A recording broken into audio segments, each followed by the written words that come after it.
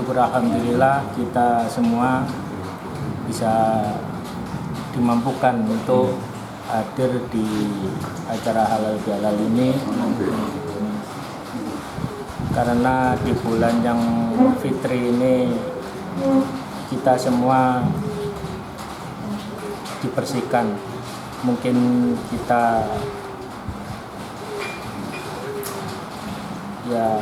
kita semua masih memiliki dosa-dosa, sehebat apapun atau sepintar apapun manusia itu pasti mempunyai salah. Mewakili saya pribadi dan mewakili pos kepengamanan Wates mengucapkan minal aidin wal faidin, mohon maaf lahir dan batin. Ya, dan semoga kehadiran kita di sini dan dalam acara halal bihalal di bulan Syawal ini diberikan Allah sebagai nilai ibadah bagi kita semua. Saya mohon maaf, mungkin itu sedikit yang saya sampaikan. Saya akhiri, wassalamualaikum warahmatullahi wabarakatuh. Kami dari binaan Pos Wates Sesepuh Bapak Indro Bawono pada level Ikhwan, terima kasih telah diberi kesempatan untuk memberikan penyampaian. Saya ikut pembinaan mental dan spiritual ini tidak sama dengan yang namanya ngaji kitab kuning. Kalau ada orang berprasangka ngaji opo, maka orang itu tidak tahu apa yang kita alami. Nah, saya awal itu tak kira melok rasi melok kitab. Kalau ngaji kitab kuning itu hijau biru ini mon. Ibaik kalau kitab ya wis apa-apa lah. Moga-moga Allah ridho dan diberikan mental yang kuat, spiritual yang kuat karena telah dibina. Kalau nggak bisa dibina, ya dilatih, jangan dibinasakan. Ada 3 tujuan yang saya ingat di awal-awal Sesepuh Pos Wates ini memberikan ajaran kepada saya, yaitu oleh Bapak Indro Bawono, yang mana beliau mendapatkannya dari guru-gurunya sampai pusat, bahwa ikut pembinaan mental spiritual ini tujuannya agar menjadi manusia yang bisa menjaga kesucian dirinya. Ada yang mengatakan ini adalah kita masuk alam kesucian, alam rasi, alam keagungan, alam kemuliaan, atau apapun itu. Tapi intinya ujungnya kita disuruh untuk mensucikan diri kita, bukan mensucikan orang lain. Contoh, wong itu loh kecapan, yang dikoreksi ya loh, ngoreksi uang itu jenenge mensucikan orang lain. Wong itu bendawi nong gedabru, saya misalnya ngoten. Itu mensucikan kejelekan orang lain.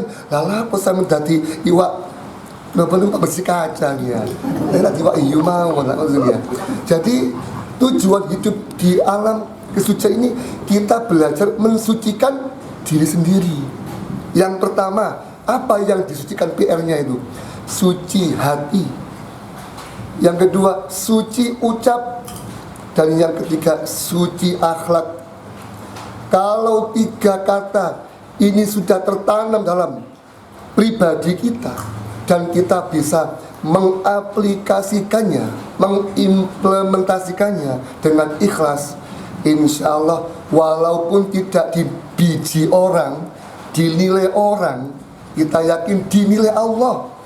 Karena ini semua butuh pembijian dari Allah, bukan gak butuh bijine uang, gak butuh.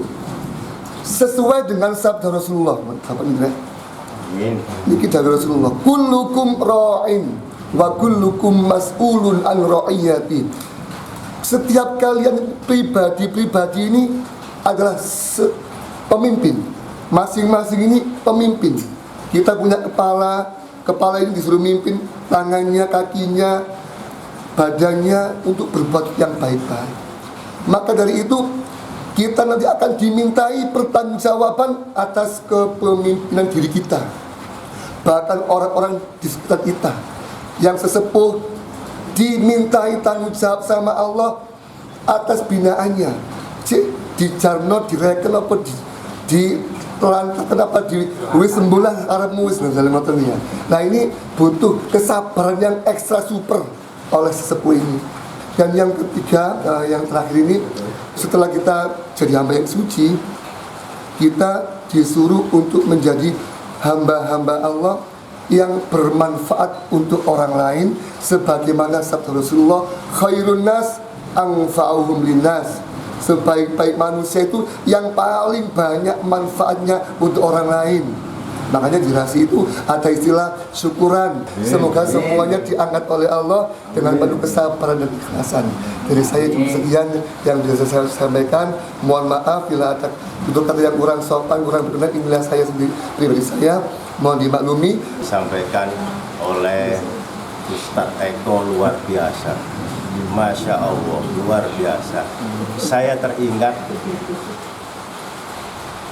nada bicaranya, apa yang disampaikan ini seperti salah satu pemimpin pusat RASI, Profesor Dr. Kiai Haji Muntaha. Suatu saat dengan suatu perjuangannya, insya Allah akan ketemu. Beliau luar biasa apa yang disampaikan. Dia juga ahli ilmu filsafat. Ya. Jadi Profesor Dr. Kiai Haji Muntaha. Suaranya persis. Ya, kalau ada videonya mungkin Pak Endro nanti kasih tahu Pak Ustadz Eko ini luar biasa. Ya, intinya kesemangatan diri kita tulus, suatu jenjang reng-rengan. Kalau Allah ini berkehendak, tidak ada yang tidak bisa, asal ada suatu niat tulus. Ada amanat dari sesepuhnya, Pak Eko, jenengan ditingkatkan. Amin. Ketika amin itu dulu, ya saya sedikit cerita. Ketika mau ditingkatkan, semuanya itu nggak ada. Apa yang di sini waktu mau ditingkatkan sudah tersedia? Nggak ada kan? Tapi niatkan, ya Allah, kalau ini memang benar-benar amanahmu, Engkau pasti memberi. Engkau mesti memberi jalan keluar. Yakin itu. Karena apa? Supaya bahasa kita ini bukan bahasa kiasan, bahasa hiasan, tapi suatu perwujudan. Amin lillahi ta'ala. Terima kasih atas penyampaiannya tadi. Saya bersyukur sekali ikut di pembinaan mental spiritual ini.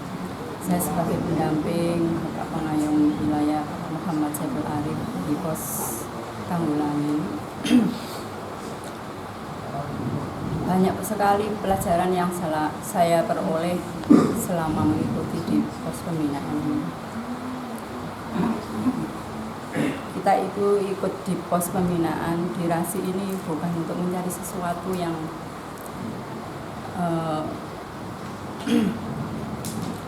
tujuan saya pertama kali waktu diajak untuk masuk itu inginnya itu memperbaiki diri, karena saya merasa, saya sadar saya itu secara syariat, secara agama pun itu ya kurang ya, cuman ya biasa-biasa saja.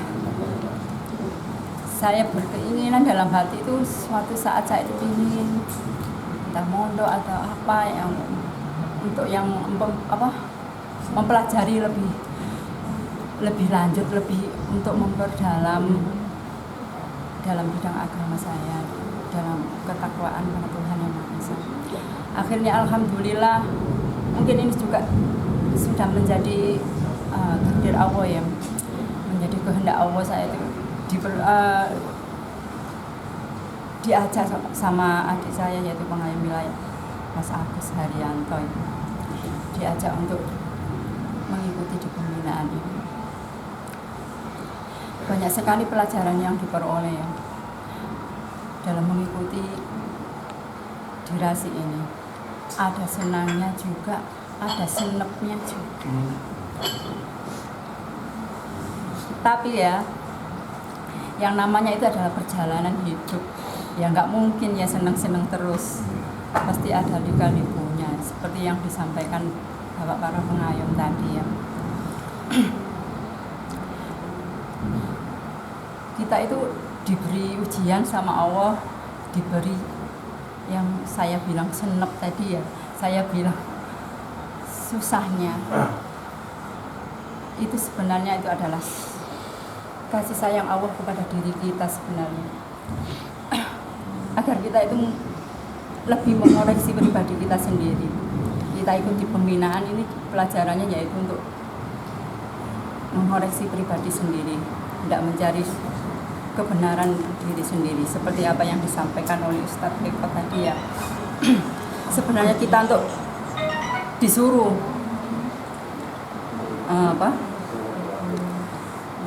menelusuri terus mengoreksi apa-apa yang telah kita lakukan, apa yang kekurangan pribadi kita sendiri. Mengapa kita seperti ini? Mengapa orang lain itu seperti itu? Mengapa saya tidak bisa seperti orang itu? Kalau kita itu ndukur ae terus, ya kejungkel nggih. Ya, kita itu disuruh Allah disadarkan karena kasih sayangnya kita itu ditunjukkan. Maka kita itu ada kerikil-kerikil dalam perjalanan hidup kita agar kita itu semakin sadar bahwa kita itu memang tidak bisa apa-apa, kita itu benar-benar butuh. Dan kita di pos ini kita itu dibina untuk menjadi insan-insan yang berguna, menjadi insan-insan yang bertakwa dan bermanfaat untuk sesama. Makanya itu kita itu harus menjalani, harus melalui proses-proses. Dan proses itu juga enggak enak kok ya. Pasti enggak enaknya, ada enggak enaknya yang harus kita lalui. Dengan kita menjalani apa saja yang diperintahkan oleh para sesepuh kita, oleh para pembina, kita sering mendengarkan pencerahan, yaitu kita lebih menyadari kalau diri kita itu, aku seperti ini, seharusnya saya itu seperti ini, harus seperti ini, kenapa saya melakukan ini. Jadi kita sadar diri dan kita enggak di proses itu dikasih enggak enak itu enggak, aku kok ngene terus ya, kok ngene. Tapi kita bersyukurnya apa? Kita diberi kuat sama Allah dan kita rasa dapat mengendalikan dari sifat yang tidak baik. Mungkin dulu sering emosi, sering apa. Sekarang dalam keadaan posisi seperti apapun, seperti ini jalannya, diberi kekuatan sama Allah untuk bisa menerima. Ya memang ini sudah kehendaknya, saya harus bisa menerima yang seperti apa yang disampaikan oleh Bapak Pengayom Wilayah tadi, hidup di bawah senang.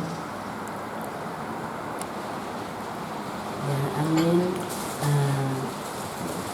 Berhubung malam ini malam acaranya halal bihalal, maka yang pertama saya ucapkan adalah mohon maaf lahir batin apabila ada kata perilaku saya selama ini berteman dengan saudara lahir batin semuanya.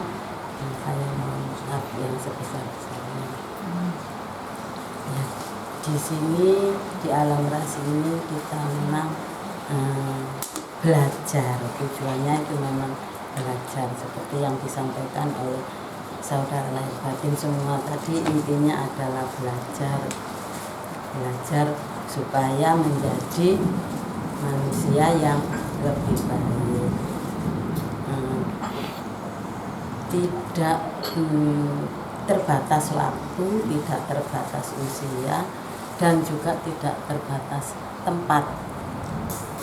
Yang namanya belajar itu harus terus dilakukan, meskipun sudah tua seperti saya ya tetap harus belajar. Jangankan yang muda ya, yang tua aja belajar, apalagi yang masih muda ya, terus dicari itu ilmu, itu dicari terus. Seperti yang disabdakan Rasulullah, kalau nggak salah hadis itu ya, carilah ilmu dari ayunan ibu sampai ke liang lahat. Sebelum di liang lahat ya kita tetap diwajibkan untuk mencari ilmu ya.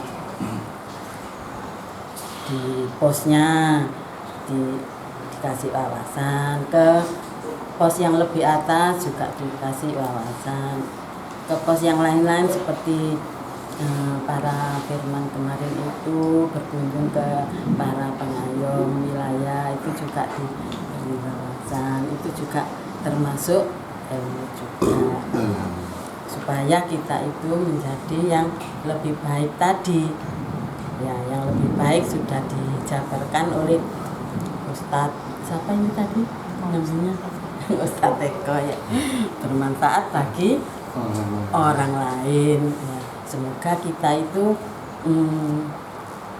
bisa bermanfaat baik di lingkungan keluarga, lingkungan masyarakat, di lingkungan dimanapun, di tempat umum, baik dengan orang yang sudah kita kenal maupun belum kita kenal, kita bisa bermanfaat.